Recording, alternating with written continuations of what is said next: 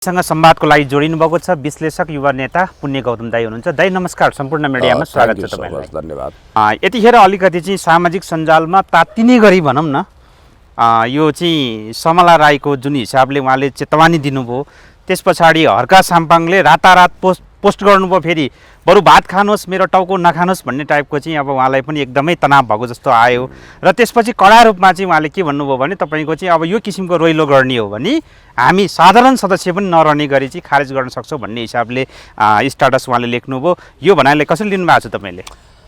त्यही त, अब समानुपातिक निर्वाचन प्रणाली भने के हो, यसमा छनौट कसरी हुन्छ, कुन कुन विधि र मापदण्ड लाग्छ, यसमा दल कति आफ्नो क्लस्टर वाइज छनौट गर्दाखेरि दलको हातमा कति हुन्छ भन्ने कुरा नबुझेर बवन्डर गर्ने, रोइलो गर्ने, उफ्रीताफ्री गर्नेहरूलाई उहाँले कडा चेतावनी दिनुभएको बुझियो। अब यो दुईवटा स्ट्याटस लेख्नुको अर्थ के हो भने यसै पनि उहाँको स्ट्याटस पातलो भइरहेछ, एकदम उहाँलाई अहिले आराम र निन्द्राको जरुरी होला, सुतिरहनु भयो होला। अब पहिला त 2 घन्टाभन्दा बढी सुत्नुहुन्न थियो, हामीले सुत्नको लागि सुझाव दिएकै हो, ठिकै गर्नु भएको छ एकदम। अब यो बिचमा पनि उहाँले दुईटा स्ट्याटस लेखेर चेतावनी दिनुपर्ने कारण के पर्यो होला भने अब समला राई बहिनी लगायतका भाइ बहिनीहरूले चाहिँ यो है मलाई भएन भने चाहिँ उपद्रो गर्छौँ, पार्टीमै दायाँ गर्छौँ आदि इत्यादि भन्ने सम्मको घोर्की लगाएको। मानौ अब एउटा केटाकेटीले आफ्नो अभिभावक छ घोर्की लगाए जस्तो, जिउ छाडे जस्तो दाम्रो चुडालेको अवस्था छ। त्यसकारण तिमीहरू मेरो टाउको नखाऊ, गिदी ह्याप्स नगर, गिदी नखाऊ, बरु भात खाएर मजास सुत भनेको हो उहाँले एकदम। अनि अर्को कुरो चाहिँ जसले बढी उफ्रीताफ्री गर्छ, बवन्डर गर्छ, रोइलो गर्छ, हाहाकार गर्छ, त्यसलाई पार्टी सदस्यबाट पनि निकालिदिन्छु भनेर चेतावनी दिनुभएको छ। भनेपछि त्यही बुझेर होला अलिक रोइलो चाहिँ मत्थर रहेछ, थामिएको छ। अब तर त्यो दौडधुप चाहिँ थामिने नामै लिँदैन, जबकि निर्वाचन आयोगले बकैदा 3 दिनको समय सीमा दिएको छ। 3 दिन भने हिजो अब चार्जसिट जिम्मा लगाएको छ समानुपातिकबाट। अब कुल खसेको मत भनेको 1 करोड 13 लाख, सदरमत 1 करोड 8 लाख। हर्क साम्पाङज्यूको श्रम संस्कृतिले पाएको 3,85,000 समथिङ, सिट सङ्ख्या 4, कुल सङ्ख्या 7 को 33% महिला डल्लै लानु पर्यो भन्नाले म्याक्सिमम 3 जना महिला चाहियो एकदम। अनि 1 जना खस आरेमा महिला लाने कि पुरुष लाने त्यो उहाँले तय गर्नु होला। त्यो बाहेक के चाहिँ सिट छ र एकदम। अब हो हामीले उहाँ त फेरि क्लस्टरको हिसाबले तपाईँले भन्दा त 16 नम्बरमा पर्ने रहेछ फेरि, त्यो उहाँले नबुझेर हो, उहाँलाई बुझाइदिने मान्छे भएन होला। अनि त नेपाल प्रेसको एउटा लेख हेर्दा हजुरले फेरि 1 नम्बरलाई नै पहिलो प्राथमिकता भन्नुभएको थियो, त्यसमा चाहिँ तपाईँको पार्टीको सहमति अनुसार तलामाथि पनि गर्न मिल्छ भन्ने हिसाबले आएको छ। यो अलिक स्पष्ट पारिदिनु पर्यो। त्यस्तो नहुन सक्छ, त्यो नहुन सक्छ, किनभने क्लस्टरमा माथि राखेकै व्यक्तिलाई प्राय चुनिन्छ। प्राय अहिलेसम्मको यस्तो भएको छ। अब ठिकै छ, खैर यो विषयमा तपाईँको निर्वाचन कानुनको कुरा भयो, अर्को कुरा होला, तर क्लस्टरमा 1 नम्बरमै राखेकालाई प्राय प्राथमिकता दिइन्छ। अब सामाजिक समाज सञ्जालमा चाहिँ संस्कृति पार्टीमा भाँड भैलो भयो, अब तपाईँको चाहिँ अब पार्टी फुटको अवस्था आयो भन्ने खालको हल्ला चलिसकेपछि फेरि बिहान उहाँले स्ट्याटस के लेख्नु भने यो सामान्य विषय हो, हामीले यो आन्तरिक कुराहरू मिलाइसक्यौँ भन्ने खालको स्ट्याटस पनि आयो। अपेक्षा गरे जतिको सिट आइदिएको भए पनि केही मान्छे भाँडिन्थे, केही मान्छे कराउँथे। अब जस्तो रासपामा अलिक कम होला, किनभने त्यहाँ धेरै मान्छे पठाउन सक्ने अवस्था बन्यो, 57 जनासम्म उसले छिराउन सक्छ होइन। अब श्रम संस्कृतिले त 4वटा सिट पाएको छ। म यो भन्दिनँ कि जहाँ कङ्गाल त्यहाँ चण्डाल, यो यहाँ लागु नहोला होइन, तर धेरैले मुख बिठ्याएर बसेका छन्। त्यो कुन्नी के जातिको फल खस्ला र खाउँला भने जस्तो, कतिको लागि यो आकाशको फल आँखा तरी मर अथवा बिरबलको खिचडी जस्तो भएको छ र यो असम्भव सपना देखिरहेका छन्। अब पार्टीले सङ्ख्याको हिसाब गर्ने भनेको क्लस्टर वाइज हो, खसारी झन्डै 31%, अनि त्यसपछि दलित महिला अनि जनजाति आदिवासी महिलाहरू, पुरुषहरू, मुस्लिम, मधेसी सबैलाई मिलाएर लाने हो। प्रतिशत थोरै छ, अनि त्यसपछि सङ्ख्या थोरै छ। अब ककललाई पो मिलाउने हो, त्यो भएर उहाँलाई तनाव दिइरहेको बुझिन्छ, तर तनाव नदिनु भन्छु म। र अर्को कुरो के भने यसपटक साधारण किसिमको चुनाव भएन। 3 बजेसम्म निर्वाचन आयोग भन्छ 30% मतदान भयो 8 घण्टामा। अनि बाँकी 2 घन्टा 5 बजेसम्म फेरि थप 30% भन्छ। हजुर भनेको मतलब 55 लाख 8 घन्टामा अनि बाँकी 2 घन्टामा 55 लाख भन्छ। यो स्वाभाविक हिसाबले आयो भन्ने कुरा अब सुन्नु न, मलाई हामीले पनि बुझेका छौँ धेरै कुरो। त्यति मात्रै होइन, गोपाल किरातीले पनि यही कुरा उठाउनु भएको छ। हजुर त्यति मात्रै होइन कि 4 बजे 70% मतदान भएको भन्छ निर्वाचन आयोगले, के अरे 70 लाख खस्यो भन्छ। अनि 5 बजे चाहिँ थप 40 लाख कहाँबाट खस्यो? हजुर हो जन्ने 40-43 लाख शङ्काको घेरामा लङ्का जलेको छ। खैर यो छोडिदिउँ, अब आउनुपर्ने त नेकपा एमालेको पनि प्रशस्त सिट हो, प्रत्यक्ष समानुपातिकतिर काङ्ग्रेसको पनि प्रशस्त हो। अब श्रम संस्कृतिको पनि 10 कम्तीमा 10 सिट प्रत्यक्षमा, समानुपातिकमा पनि 10 सिट आउने गरी 10 लाख मत आउनुपर्ने हो। तर किन आएन भन्ने कुरा आफैमा रहस्यपूर्ण छ। खैर अब भोलिसम्म सिनारियो क्लियर हुन्छ, भरे भोलिसम्म यसलाई आकाशै खस्ने धरती नै फाट्ने टाइपले रोइलो मचाउनु हुँदैन।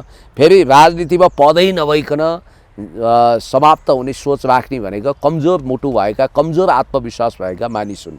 यो सांसद के एउटा आकर्षक जागिर हो, त्यो खानको लागि मान्छे मरिहत्ते गरेका छन्। आखिर मान्छेको लागि सफलता, पद यी सब क्षणिक हुन्। असफलता र तपाईँको पदहीनता पनि क्षणिक हो। आज पद छैन, भोलि आउँछ। आज असफल छ, भोलि सफल हुन्छ। दुःखपछि सुख, सुखपछि दुःख हुन्छ। त्यसकारण उहाँको पार्टीमा अब खेलिरहेछन्। त्यहाँ अब मैले ज्ञानुजीको पनि हेरिरहेको थिएँ, ज्ञानु चामलिङ, आशाजीको कुरा होला त्यहाँनिर। अब त्यहाँ ज्ञानु चामलिङको चाहिँ अब प्रसाद राईहरूले यो गरे उ गरे भन्ने कुरा गर्नुभएको छ। पहिला त अब उहाँ पनि दाहिने हात हुनुहुन्थ्यो।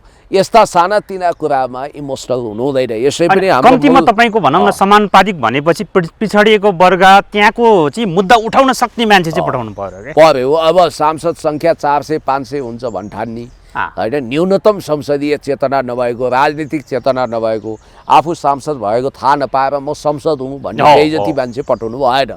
सजग मान्छे पठाउनु पर्यो। सायद उहाँले क्लस्टर त्यसै गरी मिलाउनु भएको होला भन्ने म आशा। तपाईँले अब त्यस्तो खालको व्यक्तिलाई पठाउनु हुन्न भन्दा एक थरी मान्छेले पठाउनु पर्छ भन्ने कमेन्टहरू पनि आएको छ होइन। खैर अब यो विषयलाई अब पार्टीले नै मिलाउँला। होइन, त्यो कमेन्टले भन्दा पनि कमेन्ट गर्न पनि पाइयो, आफ्नो मतहरू राख्न पाइयो। तर होइन जस्तो सचेत मान्छे त चाहियो नि त। भोलि श्रम संस्कृति पार्टीकै बेइज्जत गरिदियो कसैले भने त्यो राम्रो हुँदैन नि। उहाँ त देशभक्त हो, इमान्दार हो।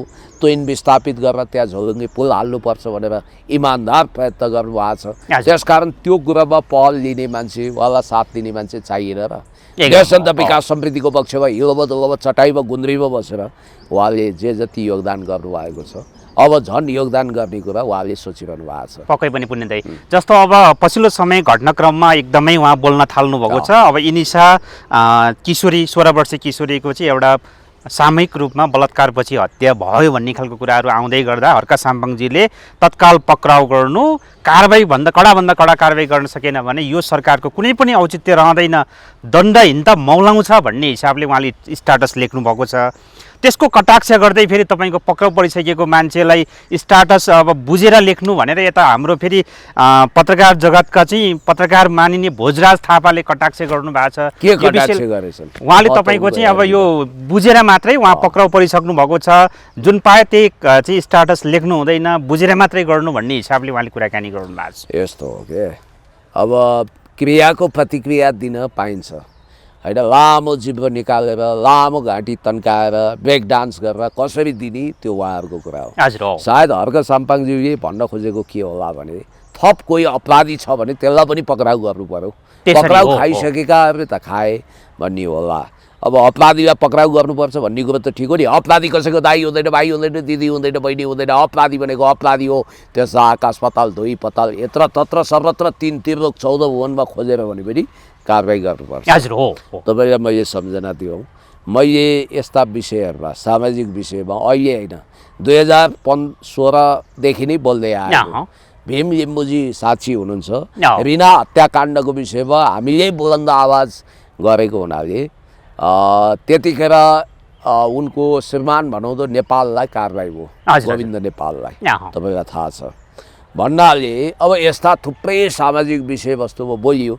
कति न्यायाधीश पल्टिया पनि भन्छन्, तर सामाजिक मुद्दामा भूमि मान्छेहरू, सीमान्तकृत किनाराका मान्छेहरूको पक्षमा हामी छौँ। त्यसमा पनि शिल्पी समुदाय, दलित चेली, 16 वर्षको कलिलो उमेरकी 11मा पढ्ने +2 पढ्ने ती बहिनी इनिसाको विषयलाई लिएर हामी धेरै भावुक छौँ। एकदम मेरो त एकदम गल्लाडी अवरुद्ध हुन्छ। अलविदा अलविदा, हार्दिक श्रद्धाञ्जली। र उनलाई पापीहरूले उनको शरीर गिद्धले सिनु रुचे जस्तो रुचेछन् र हुन त फरक फरक बयानहरू आइरहेछ। प्रेमी एक्लै भन्ने कुरा आएको छ। कहीँ एक्लै शारीरिक सम्पर्क गर्दा त्यो दुर्घटना भयो भनिएको छ। कुनै त प्रहरीले तपाईँको एकजना मात्रै चाहिँ त्यहाँ दोषी भनेर सार्वजनिक पनि यतिखेर गरिसक्नु भएको छ। भनेपछि यतिखेर आन्दोलन पनि चर्किरहेको छ। अब सबै दोषीहरूलाई समाउनुपर्छ भन्ने हिसाबले माइती घरमा तपाईँको चाहिँ एकदमै बृहत आन्दोलन भइरहेको छ होइन। भनेपछि यो घटनाले कसरी लिनुभएको छ पुण्यदायीहरू? अब हेर्नुहोस्, यो एउटा साह्रै कष्टदायी पीडादायी घटना हो। वास्तवमा यस्तो घटना हुनै नहुने, यो भगवानको लीला पनि अपरम्पार छ। ती फुल जस्ती कलिले इनिसा जसका आँखामा महत्त्वाकांक्षा र सपनाहरू चम्किरहेको थियो, पढेर केही गर्न चाहन्थिन्, कुनै मोडलभन्दा कम सुन्दरी भइन्छन् एकदम होइन। अब हुन त हाम्रो नेपालको कानुनले अब यो अपराध गर्नेहरूलाई पनि 18 वर्षभन्दा मुनि छ भने नाबालक नाबालिका भनेर साक्षात् माफी दिने खालको कानुन रहेछ। यो नाबालक नाबालिकाको उमेर हद पनि घटाउनु पर्छ। अब हामी कहाँ गीत छ 16 वर्षे जवानीमा मै पनि झिल्के हुँदो टाइपको 16 वर्षीय वैंशका कुरा गरिन्छ। तर गीत चाहिँ के अरे व्यवहारमा 18 वर्षभन्दा मुनिको सबै नाबालक नाबालिका भनिन्छ। 16 वर्षलाई मापदण्ड राखौँ, एउटा कुरो। दोस्रो कुरो मैले तपाईँलाई के भन्नै पर्छ भने यो घटना कसरी भयो? हुन त पोस्टमार्टम रिपोर्टले भजिना छेदविच्छेद भएको, उनलाई कोतरिएको चिथरिएको भन्ने पाठेघरसम्म धब्ब भएको कुराहरू पनि आइरहेछ। अब त्यो ओभरीसम्म त्यस्तो भएको भन्ने कुरा आएको छ। अनि सामान्य तपाईँको यौन सम्पर्कमा त्यो लेभलको त अब हुँदैन नि त। त्यही त, त्यो ग्याङ रेप भएको हो कि भन्ने पनि देखाउँछ।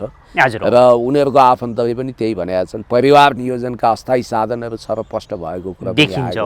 पहिलो कुरो त सब बुझेको छैन, आज 7 दिनभन्दा बढी भइसक्यो। त्यो उमेरमै अब त्यस्तो दुर्दान्त घटना घट्नु भनेको यो साह्रै पाप हो। नर्क खस्न लायक हुन् ती अपराधीहरू जसले यस्तो कुकर्म गरे। गो टु हेल भन्न चाहन्छु, चाहे एक्लै होस् चाहे सामूहिक होस्। अपराध भनेको अपराध हो। अपराधी कसैको दाइ हुँदैन, भाइ हुँदैन, दिदी हुँदैन, बहिनी हुँदैन, अपराधीको कुनै भाषा हुँदैन, भेष हुँदैन र उसलाई कडाभन्दा कडा कारवाही गर्नुपर्छ भन्ने हाम्रो पनि मान्यता हो। यो वा त्यो प्रकारले उसलाई उन्मुक्ति दिनु हुँदैन। अब जहाँसम्म घटनास्थलका प्रत्यक्षदर्शीहरू जसले बलात्कारै भएको त देखेनन् तर घटनाको महसुस गरेका छन्, उनीहरू पनि रुँदै रुँदै यो घटना बताइरहेका छन्। यो कहानी भन्नकै लागि मानौँ उनीहरू बाँचेका छन्। र यसपछि फेरि के भयो भने हामीले अलविदा अलविदा हार्दिक श्रद्धाञ्जली आयो, टप्प टिप्यो, मिति पुग्यो, टारेर टारिन्न त्यो शैलीमा कालको दुष्चक्रमा परेकी ती फुल जस्तै कलिली नानीको आत्माले शान्ति पाओस्, उनको वैकुण्ठमा बास होस्, अपराधीहरू नर्क खसुन् भनिरहँदा उनको परिवार, उनको बुवा इन्द्र प्रसाद विक जो लामो समयदेखि वैदेशिक रोजगारीमा थिए, 2 वर्षदेखि साई नेपाली सेनामा थिए, आमा तिला विक उनी पनि रुँदा रुँदै थाकेकी छिन्। र यी नानी इनिसा नानी वास्तवमा साइन्स पढ्थिन्, डक्टर हुन चाहन्थिन्। ल हेर्नु त, डक्टर इन्जिनियर केही हुन्थिन् होला। यिनीमाथि जुन कुकर्म भएको छ, अपराधीहरूले जुन कुकर्म गरेका छन्, अपराधीले वा अपराधीहरूले, अब उसको कन्फेसन्स बयान पनि आएको छ। उसले बयानमा एक्लै मैले यस्तो गरेँ, रक्तस्राव बढी हो त्यसकारण उनी गइन्, प्रेमिका हो, गर्लफ्रेन्ड हो भनेर पनि उसले भने रहेछ होइन ती इनिसा। अब त्यो उमेर भनेकै प्रेम गर्ने, अझ 2 वर्षदेखि सम्बन्ध थियो भन्ने आश्चर्यजनक कुरा आएको छ होइन। 2 वर्ष भन्नाले उनी अहिले 16 वर्षको, 14 वर्षदेखि नै थियो भन्ने उसको कुराबाट बुझिन्छ। यो झन् जघन्य अपराध हो कि होइन भन्ने बित्तिकै अपराधीलाई त छोड्नै भएन, 7 खत माफ गर्ने वा सुनपानी छर्किने काम नहोस्। मैले फेरि पनि भन्छु, अपराधी कसैको दाइ हुँदैन, भाइ हुँदैन, दिदी हुँदैन, बहिनी हुँदैन। अपराधी भनेको अपराधी हो, आकाश पाताल 2 पाताल जहाँबाट खोजेर भने पनि कडाभन्दा कडा कारवाही गर्नुपर्छ। नम्बर 1। नम्बर 2, यो घटनाको आखिजालबाट हेर्दा के देखिन्छ भने कलेज वा स्कुलदेखि नै बच्चा केटाकेटीलाई सरहरूले कडा डिसिप्लिनमा राख्नु पर्यो, निगरानीमा राख्नु पर्यो। एकदम लपसपको चक्करमा को छन्, फेरि त्यो त तपाईँको आधी तुफानको सुनामीको एज हो। मान्छे इमोसनल हुन्छ, भावुक हुन्छ। अहिले अब झन् यो विभिन्न किसिमका भद्दा भिडियोहरू मोबाइलमा प्रशस्त पाइन्छ, नेटमा होइन। त्यसकारण त्यस्ता लतमा फँसेका छन् कि के हुन्छ भनेर अभिभावकले पनि निगरानी गर्नु पर्यो। बिचरा उनको अभिभावक आमाले त धेरै बुझ्दैन थिइन्। अब टिचर्सहरूले केयर गर्नु पर्यो एकदम हो। अब केटाहरू भर्खरका ती +2 पढ्दै गरेका भाइहरू बिग्रिएका छन् कि कुलतमा लागेका छन् कि ड्रग्समा वा त्यो ढङ्गको विकृतिमा लागेका छन् कि अनुशासन गुमाउँदैछन् कि अनि सानी नानीहरूलाई प्रेमको चक्कर चलेको छ कि भन्ने कुरो याद गर्नुपर्छ। तपाईँलाई एउटा म घटना सुनाउँछु। यो धेरै अगाडिको घटना। म सम्भवतः फर्स्ट इयर पढ्दै थिएँ ब्याचलरको कलेजमा। त्यतिखेर एउटा अनौठो घटना घट्छ। त्यो विषयमा फिल्म पनि बनाएका अरे यहाँ होइन भारतमा। 7 हो कि 8 क्लासमा पढ्ने एउटा केटो त्यो बाल विवाह जस्तो गरिदिएको रहेछ। त्यसले गएर चाहिँ तपाईँको पुरै फिल्मी स्टाइलमा मण्डपबाटै उठाइदिएछ। त्यो बिचारी त्यो देहातकी ती सानी फुल जस्ती चिचिलीको बिहा गर्न खोजेको रहेछ। त्यो काण्डले गर्दा सामूहिक रूपमा नरसंहार पुरै ग्याङ फाइट कतिजनाको ज्यान गयो। त्यस्तो घटना पनि घटेको छ। कतिपय अब 9-10 मा पढ्नेहरूले प्रेममा धोका खाई भनेर विष खाएका छन्, पोइजन सेवन गरेका छन्। त्यो उमेरमा फेरि किशोर किशोरीहरूलाई केही भन्नु पनि हुँदैन।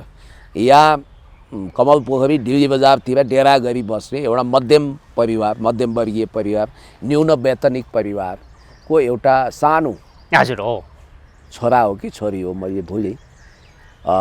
धेरै वर्ष अगाडिको घटना हो। बुवालाई उसले भन्यो फ्यासनमा आएको कुनै नयाँ जिन्स खरिद गर्नको लागि, प्यान्ट खरिद गर्न, अलि महँगै रहेछ। उसले त्यो भन्यो डिपार्टमेन्टल स्टोरमा जाउँ भन्यो। अनि त्यहाँ उसलाई प्याच्च भनिएछ। एकदम हो। हामी के अरबपति हो र? अस्ति भर्खर तैँले एउटा नयाँ लुगा किने आइन, तँलाई फेरि किन्नु पर्यो भनेर अहिले वचन लगाएको ह्याङ्गिङ गरेर झुन्डिएर मरिदिएछ। एकदम हो। उसले सुसाइड नोटमा के लेखेछ भने म कति अभागी रहेछु, यस्तो फ्यामिलीमा म हुर्किएँ भन्छ। एकदम हो। मैले आफैमा माफी दिन नसक्ने एउटा घटना छ। हजुर हो। सायद मैले राम्रो कन्सल्टेसन गरेको भए त्यो भाइको ज्यान बच्थ्यो कि। खेम गैरे भन्ने मेरो ऋषभ गौतम मेरो भतिजोको साथी, उनले एउटा पत्रिका निकाल्थे, त्यहाँ म आर्टिकल लेख्थेँ। उनलाई यस्तै के पारिवारिक अथवा के पीडा थियो, उनी त्यो कुरा मलाई सुनाउन चाहँदा रहेछन् मन हल्का बन्नु न। हजुर हो। सायद उनले त्यो मनको बोझलाई बिसाउन पाएको भए उनी आत्महत्यासम्म पुग्दैन थिए कि जहर खाँदैन थिए कि, किनभने उनले त मास्टर्स गरेका थिए, भर्खर बिहा भएको थियो। आखिर उनले घोर्की लगाउन पोइजन खाइदिए अनि उनको देहान्त भयो। मेरो एकजना भतिजी, नामै भन्छु म, सरिता गौतम, विवाह भर्खर भएको थियो आर्मीसँग। अनि यस्तै के भएछ, झुन्डिएर मर्छु, बिस खाएर मर्छु के भनेर घोर्की लगाइन्। ल गरन त गर भनेर उसले भनिसकेपछि फ्याट्टै गएर बिस खाइदिन्। मेटासिट, कडा मेटासिट। आखिर उनी मर्नै त खाएको होइन, तर विधिको विधान त्यस्तै भयो। उही हाम्रो जनक मगरजीले हिजो कतै फोन गरेर ठट्टै ठट्टामा ल है पुलिस लिएर आउँछु भने नभन्दै पुलिस त्यहाँ पहिले पुगिसकेको रहेछ, जनकले ल्याए जस्तो भयो क्या। त्यही त हो। मुखमा सरस्वती बसेको बेला बोल्नु हुँदैन। अनि गगन थापाले पनि 72 सालमा 10 वर्षभित्र राजनीतिमा रिटायरमेन्ट लिन्छु भने झन्डै रिटायरै भए। त्यसकारण कहिले बोलेका कुराहरू लाग्छ। अब हर्क साम्पाङज्यूले चाहिँ न्याय होस् भनेको। अब यहाँ फेरि आशिका तामाङ फाँसीको कुरा गर्दै रुनी। अब कानुन बनाउने ठाउँमा जानुभएको छ। अपराधी, जघन्य अपराधी, विलियम शेक्सपियरको नाटक मर्चेन्ट अफ भेनिसको पात्र साइलक भन्दा पनि खुङ्खार ती अपराधीहरूलाई फाँसीकै सजाय दिँदा हुन्छ भन्ने कानुन उहाँहरूले बनाउनु पर्यो नि। अनि खगेन्द्र सुनवार घरि शिक्षकलाई उदोमुन्टो पार्ने, अहिले पिट्टी कुट्ने कुरा गरिरहेछ। हिजो गाई खान पाउनुपर्छ भनेर उदण्ड अभिव्यक्ति। शिक्षक भनेको गुरु हो। गुरुको जहाँ अपमान हुन्छ त्यो देशमा सभ्यता र संस्कारको विकास हुँदैन। हाम्रो नैतिक शिक्षा लोप भएको छ। उदण्ड मान्छेहरू, खास गरी समाजमा जातीयता र साम्प्रदायिकताको जहर विष खोल्न चाहने यस्ता तत्त्वहरूलाई चिन्नुपर्छ। अब जनताले झोकिएर चुनाव जिताए। हेर्नुहोस् कहिलेकाहीँ के हुन्छ भने हुर्किएकी छोरीले उदण्ड केटोको प्रेममा परेर कहिलेकाहीँ गलत निर्णय लिन्छ, तर चाँडै छ्याङ्ग हुन्छ, जिन्दगीभरि पछुताउनु पर्ने अवस्था आउँछ होइन। या त डिभोर्स गर्नुपर्ने हुन्छ, या त तपाईँको त्यही पति परमेश्वर मानेर जिन्दगीभरि पछुताउँदै शोकका आँसु चुहाउँदै बाँच्नुपर्ने हुन्छ। जनताले पनि अहिले राष्ट्रपतिलाई झुकेर जिताए। अब हिजो तपाईँले देखिहाल्नु सिङ्घानिया अरुण सिङ्घानिया पत्रकारको हत्याकाण्डमा मिडिया व्यवसायीको हत्याकाण्डमा संलग्न भएको मान्छेलाई नै रासोपाले जिताएको रहेछ। ए हजुर हो। 3 वर्ष त्यो बम काण्डमा सजाय भोगेर आएको एकदम हो। ऊ आफैले सुट गरेको भन्ने कुरा पनि आएछ। हजुर हो। राम आशिष के भन्ने। अब यता मातृका यादवको लफडा थाहा छ। मैले टेलिभिजनमा के भनेको थिएँ भने सायद मातृका म्यादी सांसद हुन्, धेरै दिन यिनलाई टिक्न दिँदैनन् होला भने अब कालो सूचीमा नरहेको सूचना आयो। अब 20,000 मत अगाडिमै छ होइन। अब किशोरी शाह अब उनलाई नै सायद प्रमाणपत्र दिने होला भन्ने बित्तिकै अब यो विभिन्न किसिमका घटनाक्रमहरू तपाईँले देखिरहनु भएको छ राष्ट्रिय राजनीतिमा। यस्तै यस्तै छ। हजुर हो। अब पुण्यदायी जुन हिसाबले तपाईँको चाहिँ अब यो भन्दै गर्दाखेरि यो चाहिँ अमरेश कुमार सिंहले यतिखेर के भनेको छ भने रासोपाले अब 20 वर्षसम्म लिड गर्छ भन्ने खालको अभिव्यक्ति आएको छ। 20 होइन 30 भनेको छ क्यारे। 20 वर्षको कुरा सुने हो होइन। खैर 20-30 वर्ष राजनीतिमा चाहिँ अब लिड गर्छ भन्नुभएको छ होइन। अब अमरेश चाहिँ के भन्छन् भन्ने कुरोको के भरोसा हो।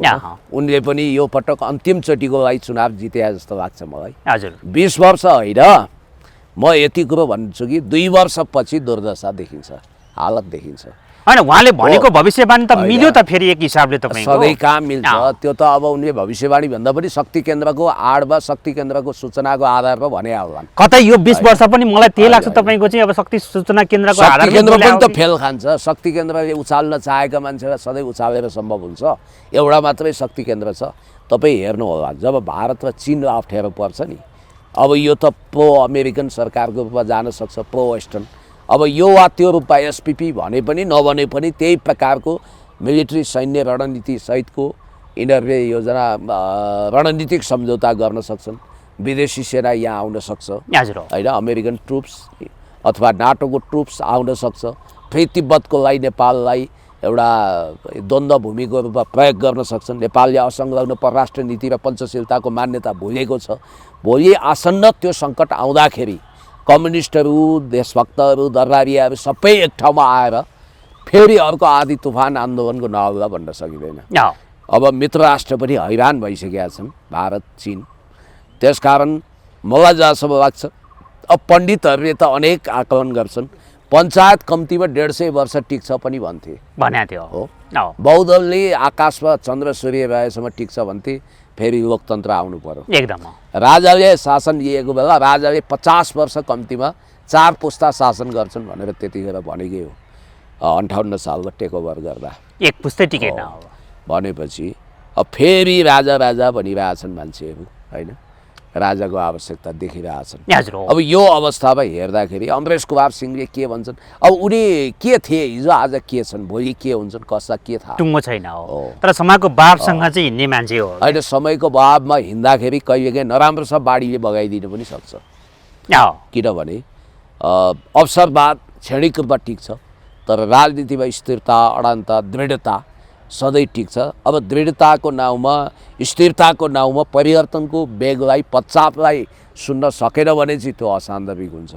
जस्तो नेपालको अति दिग्गज पार्टी, पुरानो पार्टी जसले 7 सालको क्रान्तिमा अहम भूमिका खेल्यो, प्रजा परिषद, टङ्कप्रसाद आचार्यजीसँगै त्यो बिलाएर गयो भन्ने बित्तिकै कोमिङताङ भन्ने पार्टी चाइनाको रुलिङ पार्टी थियो। पश्चिम बङ्गालमा कम्युनिस्टहरूको वर्चस्व थियो। आज तिनीहरू धाराशाही भएको अवस्था छ। कोमिङताङ त उही ताइवानमा मात्रै हो, चीनमा त बिउ पनि छैन भन्ने बित्तिकै च्याङ्गाइसेकको पार्टी। अब नाजी पार्टीको अहिले अस्तित्वै छैन।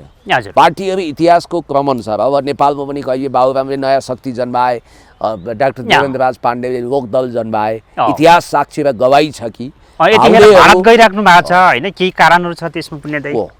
ए बाबुराम अब राष्ट्रपति चुन्ने बेला हो नि त, त्यसको लागि परिवेश मिलाउन गएको हो। आशीर्वाद लिन जानुभयो त्यहाँ नरेन्द्र मोदीलाई पनि भेट्ने सुटुक्क भन्ने कुरो छ के अरे भइरहेछ हो। अब कतिले बाबुराम पश्चिमा लबीमा पुगिसके भनेर पनि भन्छन्।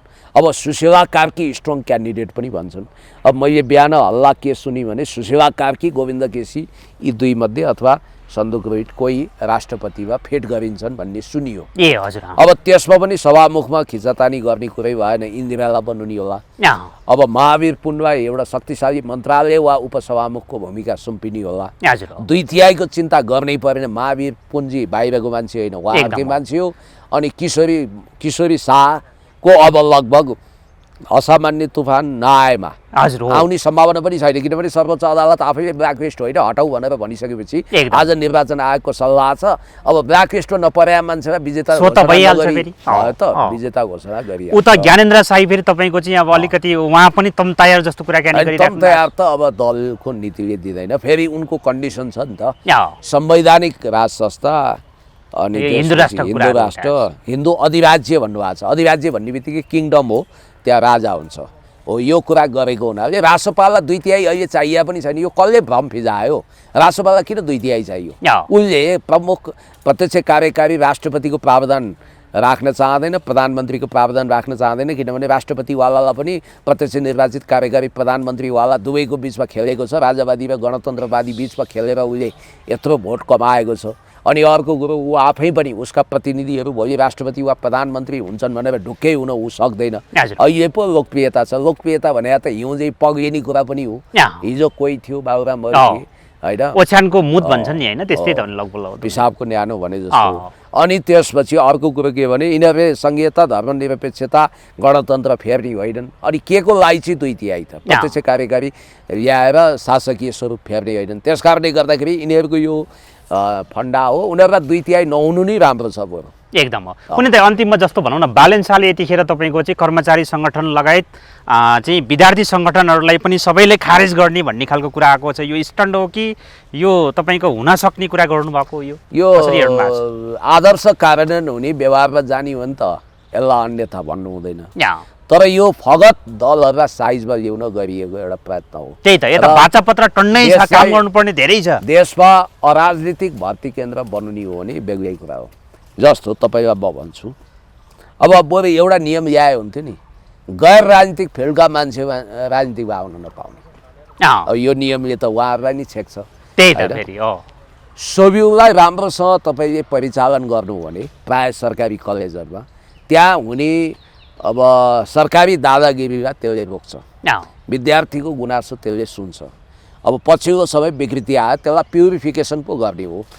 राजनीतिज्ञहरू जन्माउने त्यो एउटा नर्सरी ब्याड पनि हो। तपाईँले अराजनीतिक भर्ती केन्द्र कसरी बनाउनुहुन्छ राजनीतिकलाई? त्यसकारण राजनीतिक ग्रुमिङ हुने अमेरिकामा गएर ट्रेनिङ लिएर आउनु पर्यो फेरि, त्यसले हुँदैन। राजनीतिक नर्सरी भनेकै तपाईँको सोब्युबाट हुन्छ, तर त्यसलाई विकृतिमा लानु भएन। अनि अर्को कुरो, ट्रेड युनियन भएन भने मजदुरहरूको आवाज कसले सुन्दिने? मालिकहरू हाबी हुन्छ। सुन्दा त ठिकै हो, मालिकहरूलाई नै अधिकार सम्पन्न बनाउने प्रपञ्च हो कि भनेर पनि बुझ्न सकिन्छ। त्यसकारण यो विचारणीय कुरा छ। अब उहाँले के गर्नुहुन्छ के गर्नुहुन्न अब उहाँको कुरा हो। अब यो काहीँ निर्देशित काम गर्न आउनु भएको छ, कतिको काम गर्छ हेर्दैछ। अब गर्नुहोस् न, काम गर्नुहोस्, सफल हुनुहोस् होइन, चकाचौध गर्नुहोस्, हामीलाई गलत साबित गरिदिनुहोस्, हामी पनि पश्चातापमा डुब्न पाऊँ। बरु देश बनाउनुहुन्छ भने बनाउनुहोस्, पर क्यापिटा इन्कम बढाउनुहोस्, अनि महँगी घटाउनुहोस्, गरिबी घटाउनुहोस्, खुसियाली ल्याउनुहोस् होइन, कालो बजारी सिन्डिकेट अन्त्य गर्नुहोस्, 300% गाडीमा लागेको शुल्क घटाउनुहोस्, खाद्यान्नको भाउ घटाउनुहोस्, यो सिन्डिकेट कार्टेलिङ हटाउनुहोस्, देशमा भएको अनियमितता, कमिसनखोरी, घुसखोरी रोक्नु सक्नुहुन्छ हो। यो गर्नुहोस्, वाव भनौँला। अब तर यसको आडमा फेरि राष्ट्रियता विरुद्ध गडबडी गर्नु भएन, देशलाई पछाडि पार्नु भएन। एसपिपी वा त्यही मोडलको कुनै सम्झौता गरेर विदेशी सेना आउने परिवेश खडा गर्नु भएन। त्यस्तो भयो फेरि जनआन्दोलन हुनसक्छ। हस्, महत्त्वपूर्ण समय र संवादको लागि धेरै धेरै धन्यवाद। Thank you. कति मिनट